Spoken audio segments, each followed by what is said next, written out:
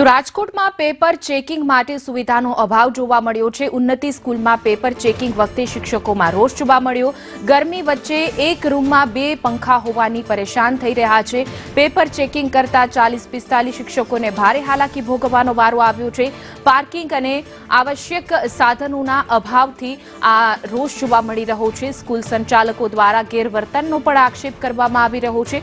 રોષે ભરાયેલા શિક્ષકોની બેનડાઉનની ચેતવણી છે। તો પેપર ચેકિંગ દરમિયાન શિક્ષકોની દુર્દશાથી શિક્ષકોમાં રોષ જોવા મળી રહ્યો છે। 45-40 શિક્ષકો વચ્ચે 2 પંખા જોવા મળી રહ્યા છે। પાર્કિંગની વ્યવસ્થા નથી। ઉન્નતિ સ્કૂલમાં તેવા આરોપ છે તે કરવામાં આવી રહ્યા છે। તમે જે અમને લોકોને મધ્યસ્થ મૂલ્યાંકન કેન્દ્ર આપો છો તે વ્યવસ્થિત તપાસીને આપો। જો ટીચરો પાસે તમે નીતિ નિયમથી કામ કરાવવા માંગતા હોય તો સામે આપેલું સંચાલન કેન્દ્ર પણ નીતિ નિયમ વાળું હોવું જોઈએ।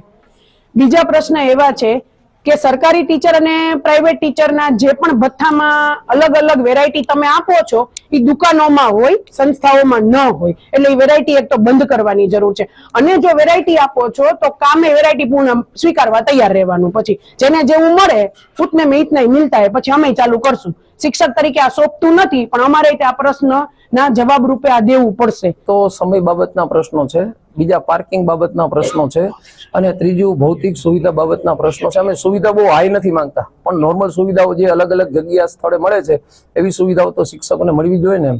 કારણ કે અમે જે શિક્ષક છે કોઈ દાડિયા નથી। અને પ્લસ અહીંના જે સ્ટાફને અમે પૂછવામાં આવે ત્યારે જે સ્ટાફ છે અમારી સાથે ઉદ્ધવતા ભર્યું વર્તન કરે છે, બરોબર। અને ઓલ ગુજરાતની અંદર અમુક જગ્યાએ જે ટીએડીએ છે કોઈને 700 મળે, કોઈને 240 મળે, તો આ શું કામ? કારણ કે કામ બધું એક સરખું જ થાય છે અને બધા શિક્ષકો એક સરખું જ કામ કરે છે। તો આપશ્રીના માધ્યમ દ્વારા હું સરકારશ્રીને એવી વિનંતી કરું છું કે ભાઈ બધા શિક્ષકો જે છે, કોઓર્ડિનેટર, મોડરેટર કે પરીક્ષક, બધાને એક સરખું વેતન મળે તો નેક્સ્ટ યરથી જે શિક્ષક પેપર ચેકિંગ માટે આવે છે ને સાહેબ ઉત્સાહથી આવી શકે। મારું કહેવાનું એટલું જ છે, સ્ટાફનું વર્તન ખૂબ જ ઉદ્ધત છે। સ્ટેશનરી અમને પૂરી પ્રોવાઈડ કરવામાં નથી આવતી। જ્યારે અમે રજૂઆત કરીએ છીએ ત્યારે નિયામક તરફથી અમને એવું જ કહેવામાં આવે છે કે અમે તો બધું આપીએ જ છીએ, પહેલા તમે બીજી જગ્યાએ પૂછ્યા હો પછી અમને કહેજો। લિટરલી શિક્ષકો સાથે આટલું ઇન્સલ્ટિંગ ટોનમાં વાત કરવી એ મને વ્યાજબી નથી લાગતી।